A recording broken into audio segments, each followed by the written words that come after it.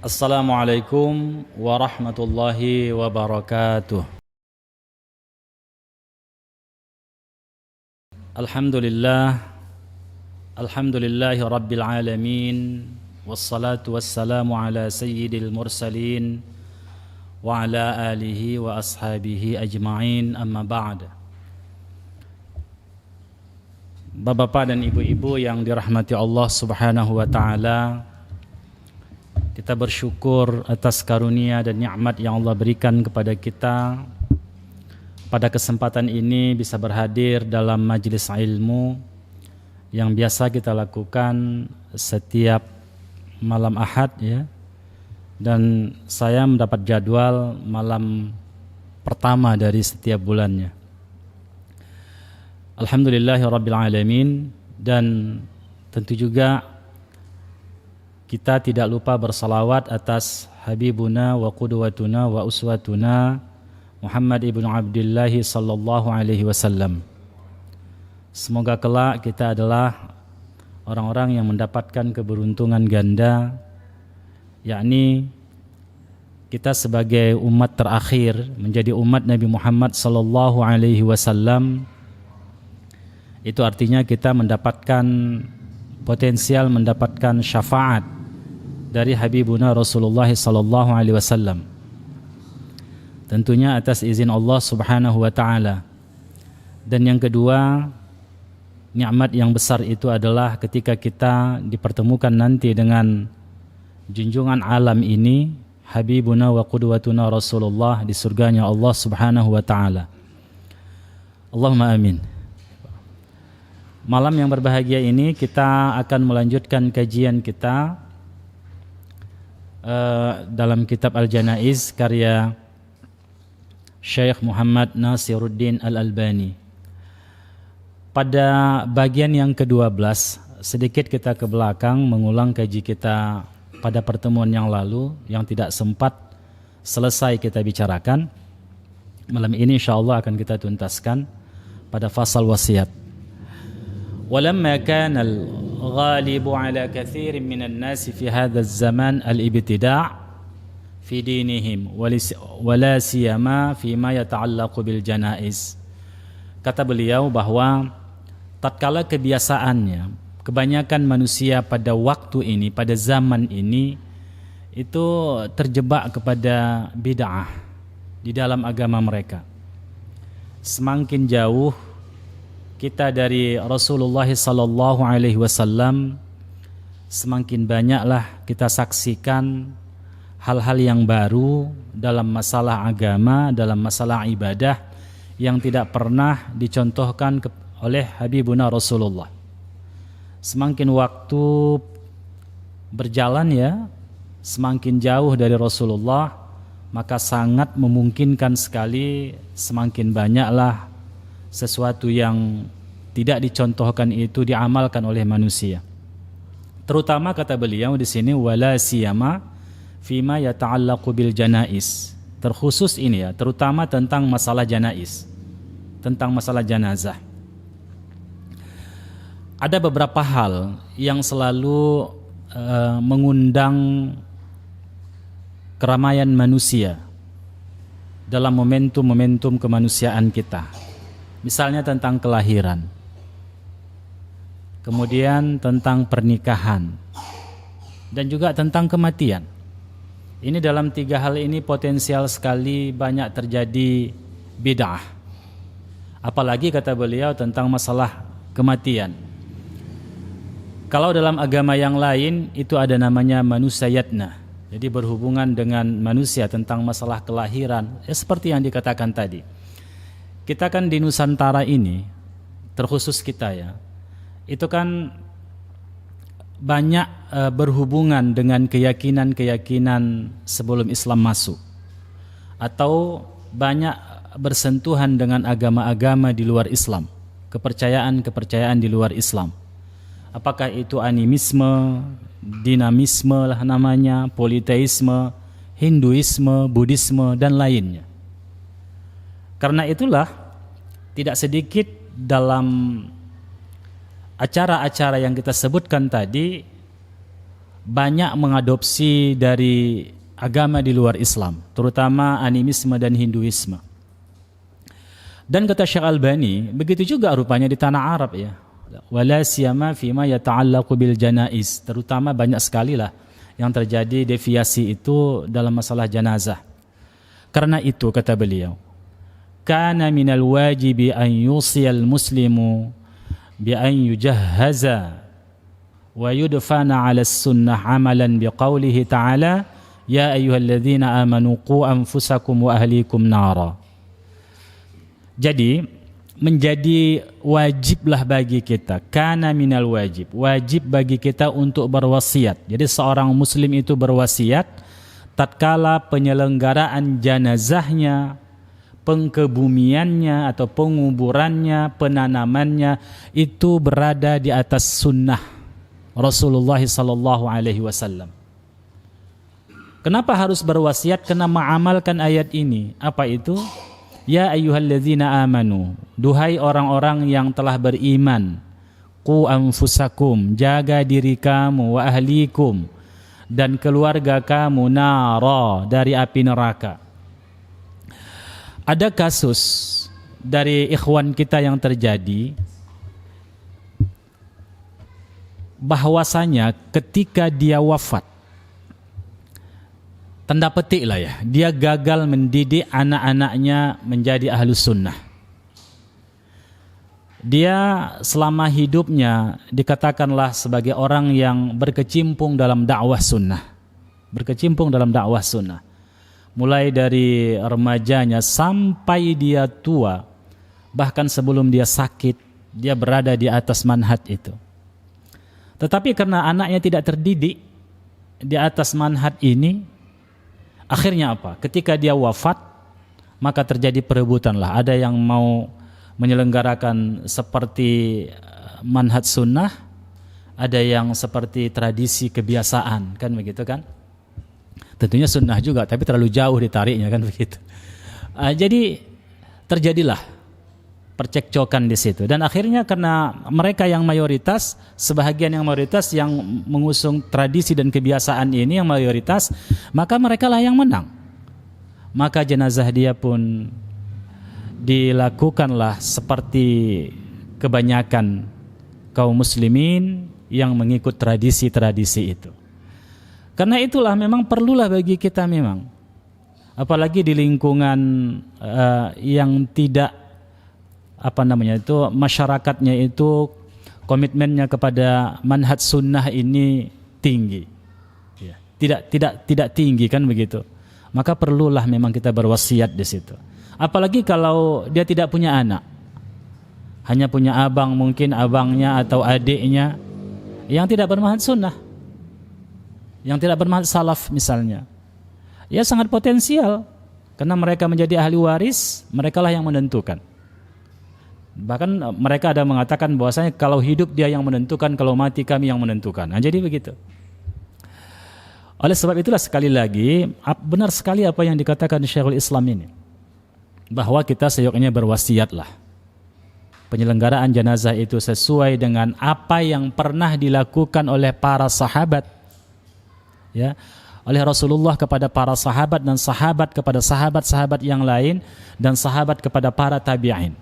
Seperti itulah kita menyelenggarakan jenazah ikhwan-ikhwan kita, bahkan kita sendiri. Taib. Dan bukan hanya itu saja sebenarnya kita harus berwasiat. Banyak hal-hal, properti kita, hak milik kita, sesuatu yang kita tinggalkan potensial untuk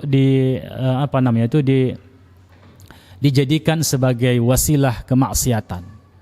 Ya. Karena itulah kita berwasiat juga, harta yang kita tinggalkan itu, ponsel yang ditinggalkan itu, televisi yang ditinggalkan itu, janganlah digunakan kepada hal-hal yang bermaksiat, kan begitu. Penting juga kita nasihati keluarga kita. Untuk mengukuhkan mereka perlu ada wasiat. Ya, baik. Walidzalika, jadi kata Syekh Albani, oleh sebab itulah kana ashabu Rasulillah, sahabat-sahabat Rasulullah SAW, mereka berwasiat di seputar hal itu. Wal atharu anhu bima dzakarna katsiratun. Athar, ya. Asar. Jadi kalau itu hadis itu kan disandarkan kepada Nabi. kalau itu sunnah disandarkan kepada Nabi. Tapi kalau asar ini bisa disandarkan kepada Nabi, bisa kepada selain Nabi, itu para sahabat. Oleh ulama-ulama Khurasan membedakan antara hadis dan asar itu, kalau hadis kepada Nabi disandarkan min qaulin wa fi'lin wa taqririn, kan begitu kan, perkataan, perbuatan dan takrir pengakuan Nabi. Kalau asar ini kepada para sahabat, ya, kepada para sahabat dan tabi'in oleh ulama-ulama Khurasan pada zaman yang qadim dulu, ya.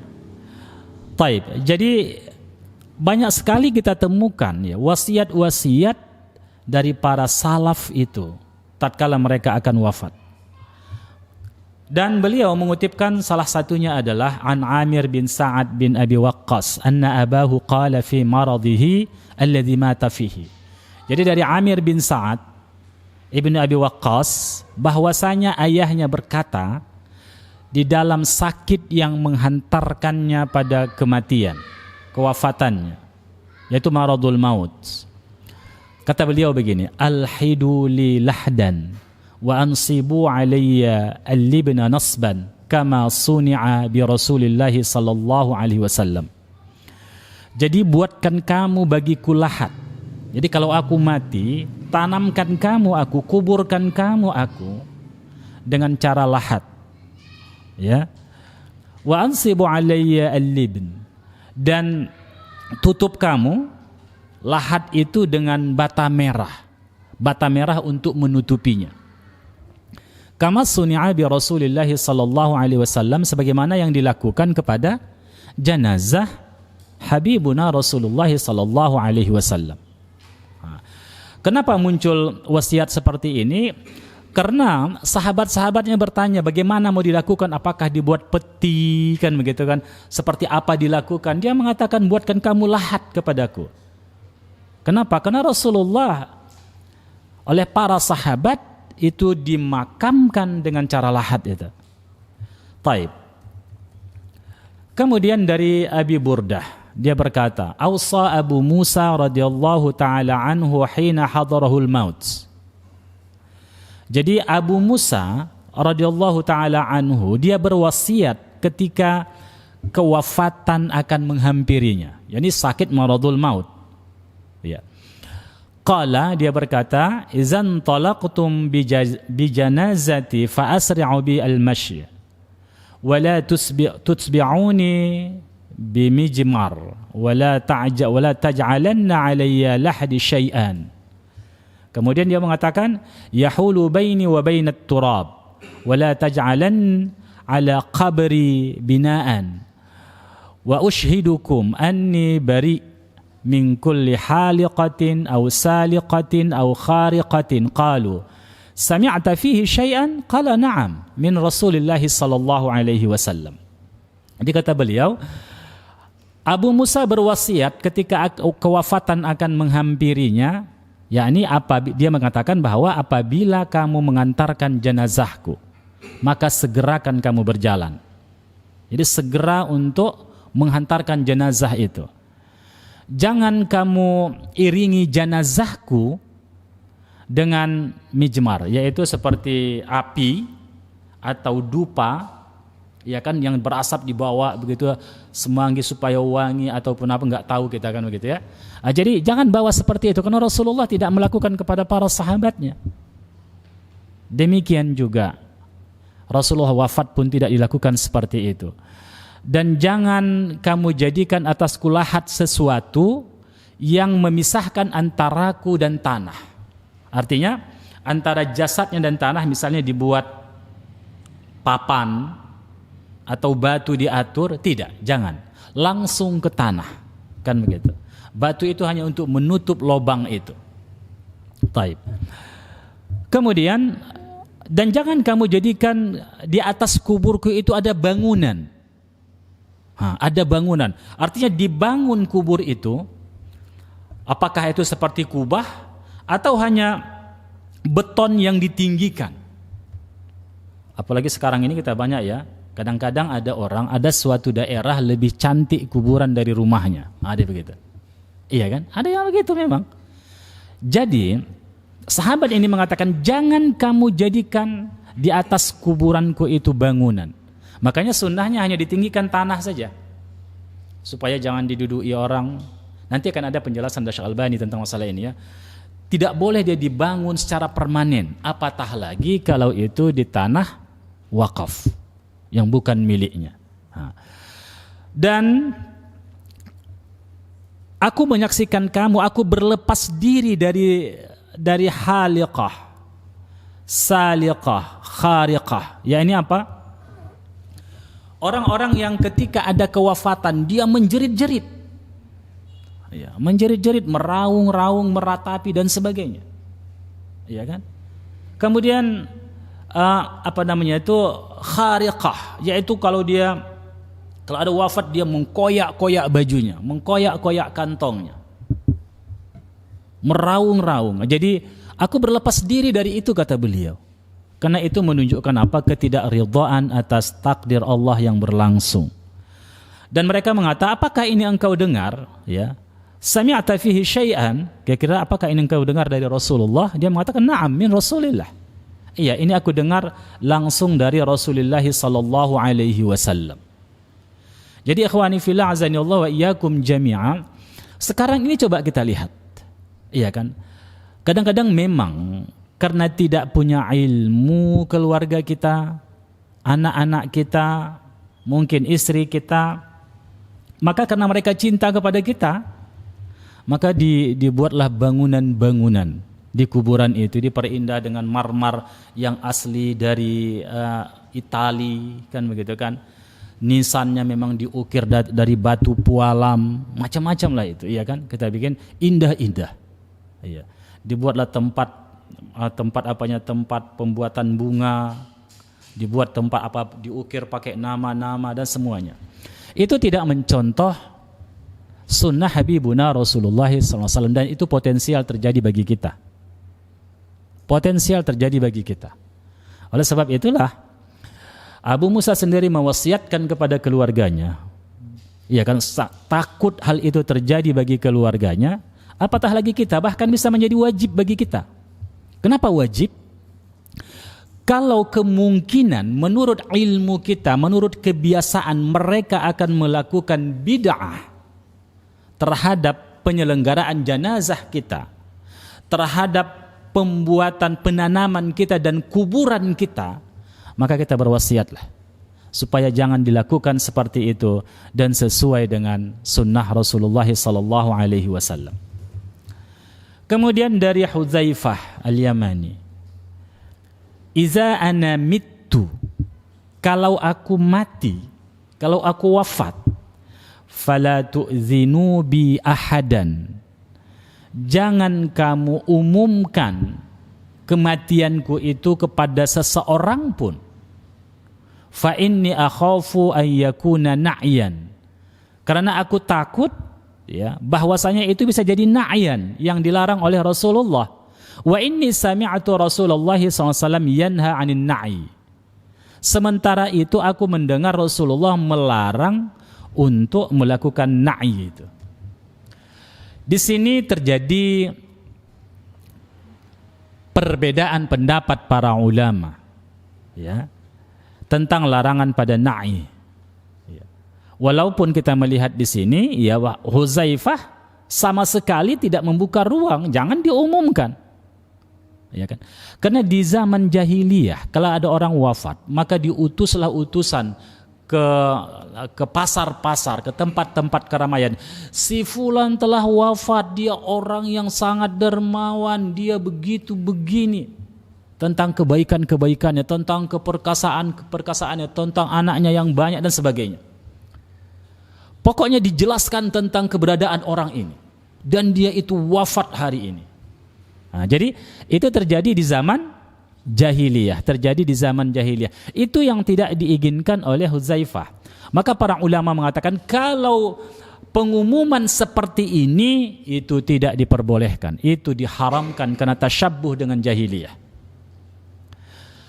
Sebagian ulama itu membolehkan, ya, itu dalam hal-hal, misalnya kita mengumumkan kematian, memberitakan kematian itu agar orang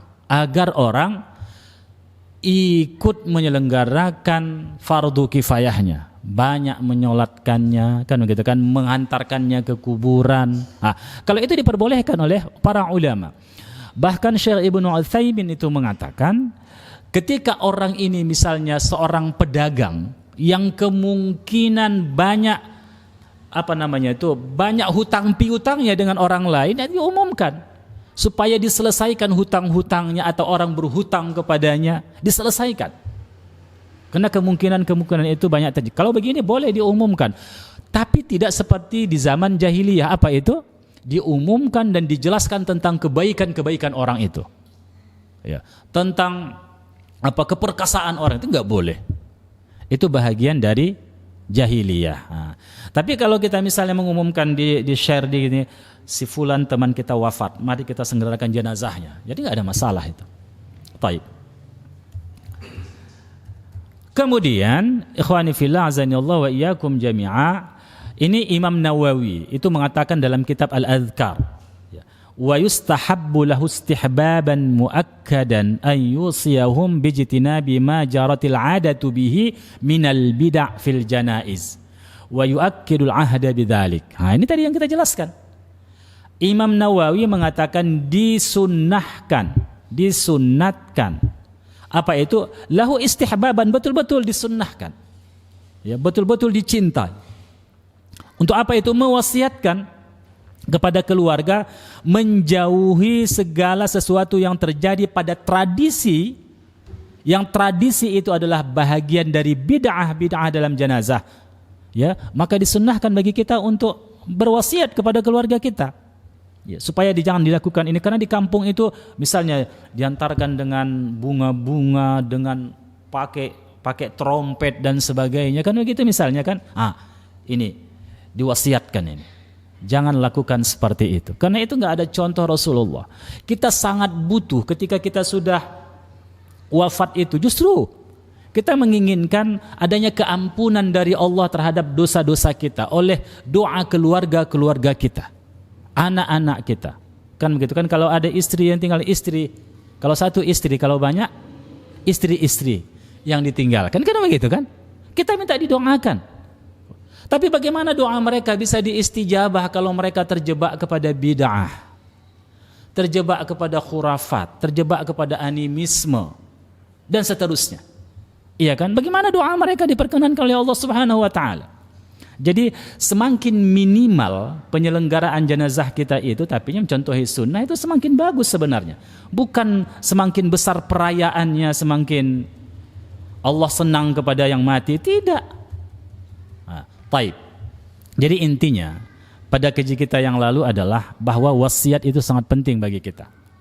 Baik dalam masalah harta, tentang hutang piutang kita, maupun dalam masalah ketakwaan, dan juga berhubungan dengan saddud dzari'ah, menutup pintu-pintu keburukan yang akan terjadi kalau kita wafat. Pintu-pintu keburukan yang terjadi kalau kita wafat. Ini juga ya perlu ya bagi orang-orang yang ada menikah sirri kalau namanya, kan sebenarnya nggak sirri ya kan. Tapi nikah sirri itu kan sebenarnya nggak boleh ya. Nikah itu mesti diiklankan.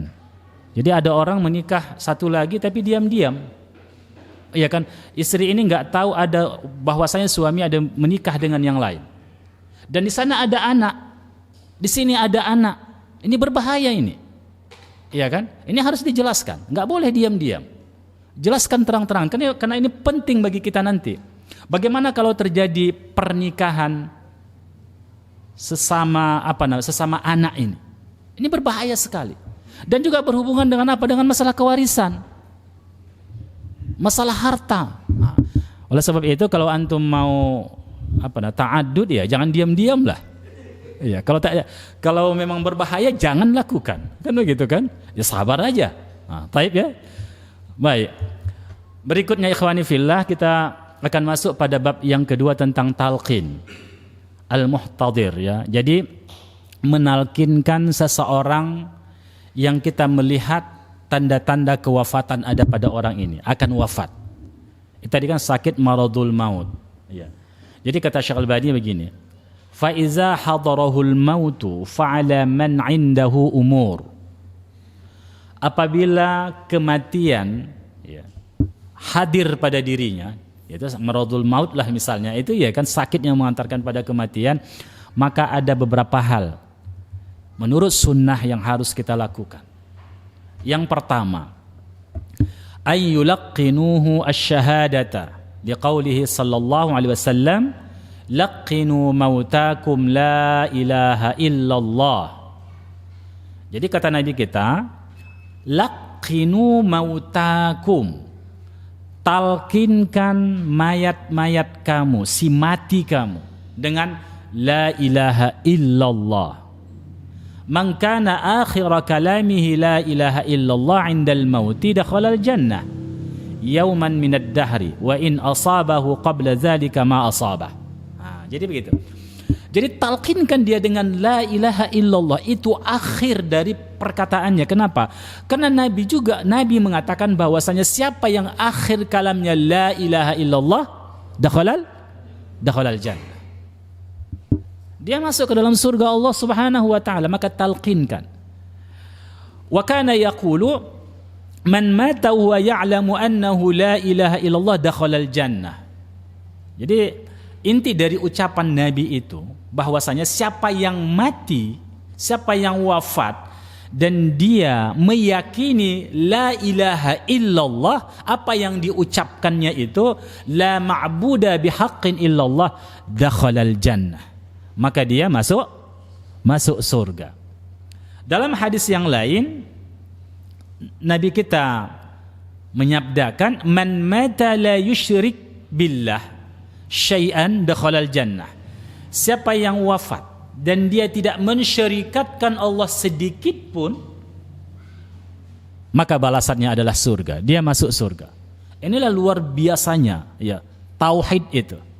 Makanya para masyayikh kita selalu menekankan tidak jenuh-jenuhnya untuk mengajak para mad'unya kepada tauhidullah, mentauhidkan Allah Subhanahu wa taala, karena memang inilah. Makanya ikhwani fillah azani Allah wa iyyakum jami'a, ini salah satu karunia kalau kita punya ikhwah, punya sahib-sahib yang ngaji, anak-anak yang ngaji, istri yang ngaji. Kalau kita sudah terlentang begitu di tempat tidur, dan itu adalah sakit yang menghantarkan kepada kematian kita, mereka tahu apa yang mereka lakukan. Ya.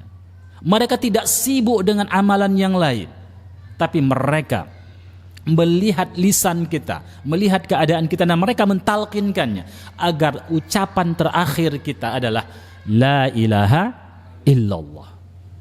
Inilah butuhnya kita mengajak, kita berkawan dengan orang-orang salih yang mengunjungi kita tatkala kita sakit, iya kan? Istri-istri kita kalau banyak itu ya, istri kita maksud saya, kemudian anak-anak kita, mereka tahu ngaji, tahu yang mereka apa yang mereka lakukan. Taib, bukannya sibuk baca Yasin tapi si mayit dibiarkan begitu saja, bukan. Tapi talqinkan dia, ajari dia dengan la ilaha illallah. Karena orang yang sakaratul maut,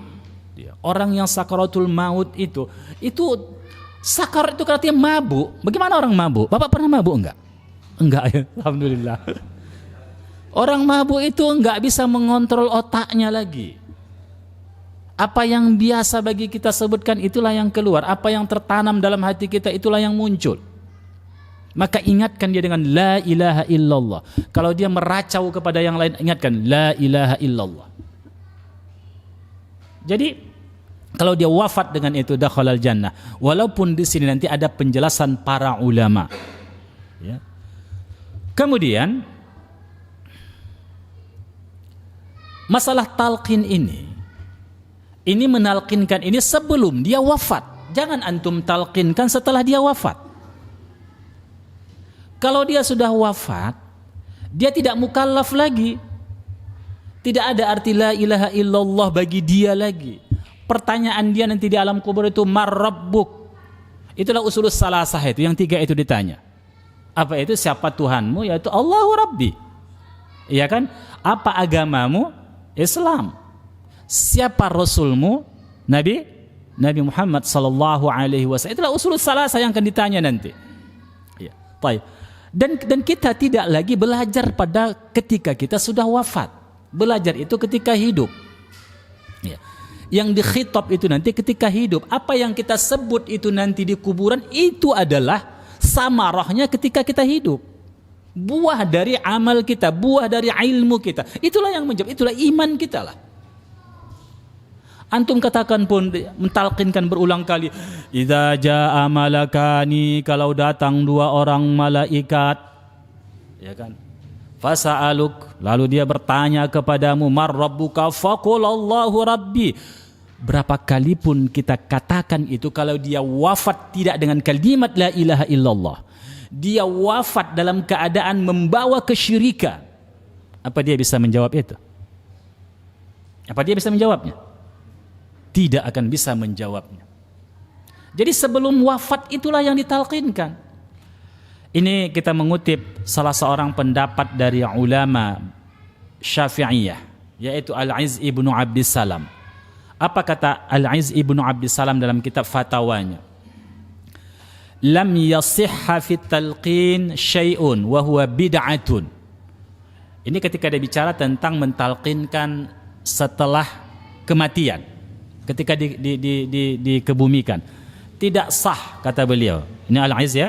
Tidak sah hadis tentang talqin sedikit pun, dan itu adalah perbuatan bid'ah. Laqinu mautakum la ilaha illallah. Sementara hadis Nabi, laqinu mautakum, talqinkanlah mayat-mayat kamu dengan la ilaha illallah, mahmulun ala man dana mautihi. Yaitu siapa? Bagi siapa? Bagi orang yang hampir, yang sudah dekat kematian pada dirinya.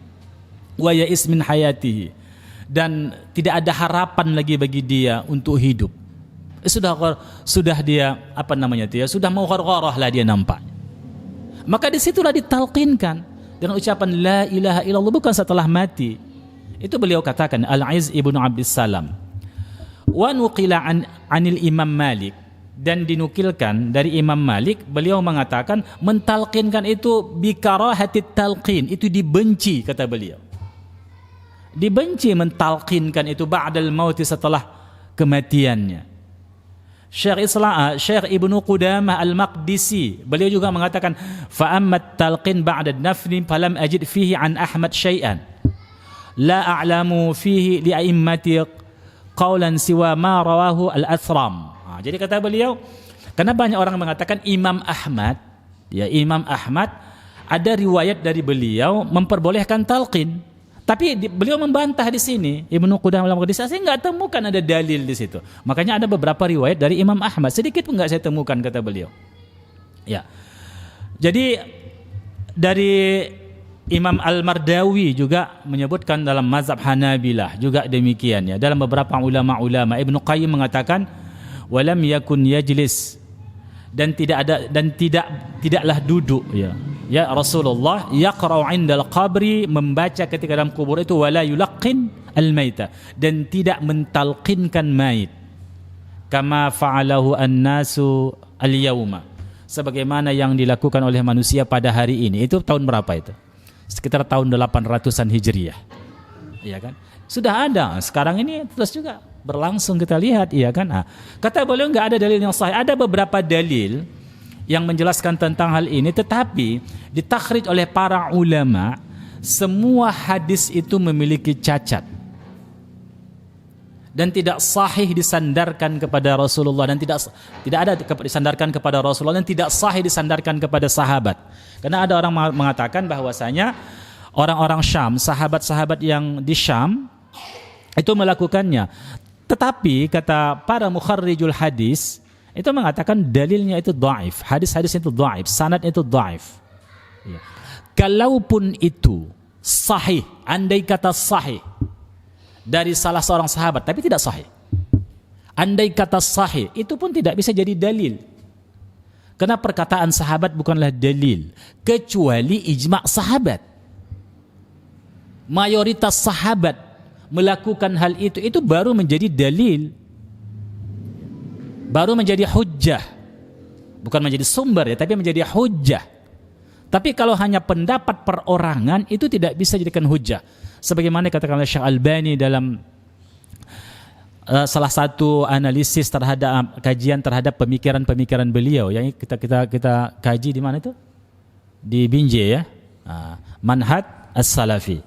Jadi beliau mengatakan tidak sahih, tidak bisa dijadikan kalau hanya pendapat seorang sahabat, apalagi kalau pendapat itu menyelisih pendapat yang lain. Menyelisih pendapat yang lain, maka tidak diamalkan. Taib. Ikhwani fillah azani Allah wa iyyakum jami'a. Lalu kita kembali kepada kitab Syekh Albani ya. Kemudian kata beliau, ayyada'u lahu wa la yaqulu fi hudurihi illa khairan li hadisi Ummi Salamah radhiyallahu taala anha qalat qala Rasulullah sallallahu alaihi wasallam idza hadartumul marid awil mayit faqulu khairan fa innal malaikata yu'minu ala ma taqulun. Jadi kalau kita hadir tatkala ada orang sedang maradul maut, ya, sakit yang menghantarkan pada kematian itu, kita berdoa untuknya. Kita berdoa di situ. Allahumma ighfir lahu, Allahumma yassir ya, masirata ruhi.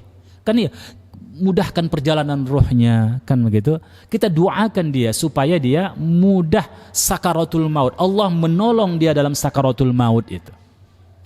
Para malaikat hadir tatkala kita wafat itu. Tatkala malaikat pencabut nyawa itu hadir, akan mencabut nyawa kita, akan datanglah malaikat, ratusan malaikat sepanjang mata memandang malaikat datang. Kalau kita orang salih, malaikat-malaikat yang wajahnya tampan-tampan dengan membawa kain kafan, kain hanut, aromanya luar biasa, kainnya sangat lembut. Dan ketika ruh kita itu menetes, mereka tidak kasih kesempatan kepada malaikat maut untuk membiarkannya. Mereka ambil roh itu dan mereka bawa ke langit. Di situ para malaikat hadir ketika ada orang yang sedang sakaratul maut itu. Ya kan? Maka berdoa kita di situ dan mereka mengaminkan. Makhluk yang tak berdosa itu mengaminkan. Oleh sebab itulah di antara fadilah kita wafat didahului oleh sakit, ini fadilahnya. Ini fadilahnya. Karena akan berkumpul sahabat-sahabat kita, berkumpul anak istri kita dan mereka berdoa untuk kita di situ. Kita sangat membutuhkan itu.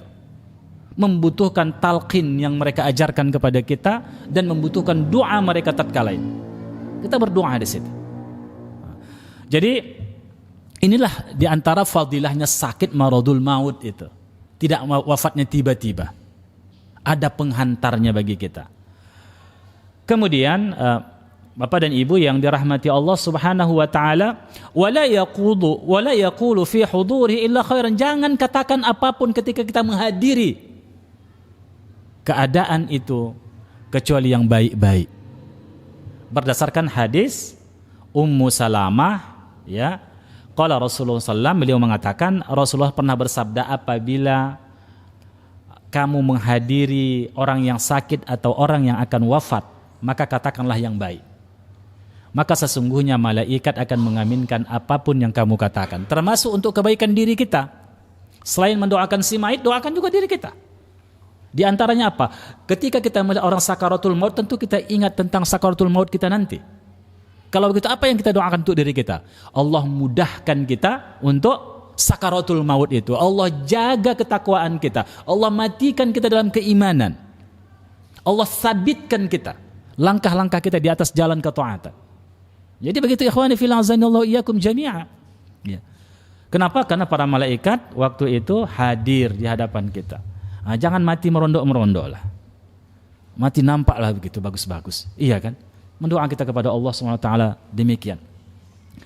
Walaysat talqinu dzikra syahadah bihadratil maiti wa tasmi'aha iyyahu bal huwa amru bi an yaqula khilafan lima yadhunnu al-ba'du wad dalilu hadis Anas radhiyallahu taala anhu anna Rasulullah. Jadi kata beliau begini, bukan kita hadir ke tempat orang yang sakit itu maradul maut itu mengatakan ngucap, bukan begitu. Syahadah, jangan begitu. Ingat, jangan begitu. Enggak ingat kita ini. Ajarkan la ilaha illallah ke kupingnya. Jangan syahadat. Tak begitu. Karena talqin itu adalah, talqin artinya tafhim, memberikan kepahaman kepada orang itu untuk mengikuti apa yang kita sebutkan. Taib. Habis waktu ya? Masya Allah. Gantung sekali ya. Nanti kita sambung lagi insya Allah ya. Bahwasanya tatkala kita menghadiri orang yang maradul maut itu, jangan katakan ngucap-ngucap ya, tapi bacakanlah la ilaha illallah. Kenapa tidak diucapkan wa asyhadu anna Muhammadar Rasulullah? Insyaallah akan kita bahas pada pertemuan yang akan datang. Subhanakallah bihamdik asyhadu an la ilaha anta astaghfiruka wa atubu ilaik. Wassalamualaikum warahmatullahi wabarakatuh.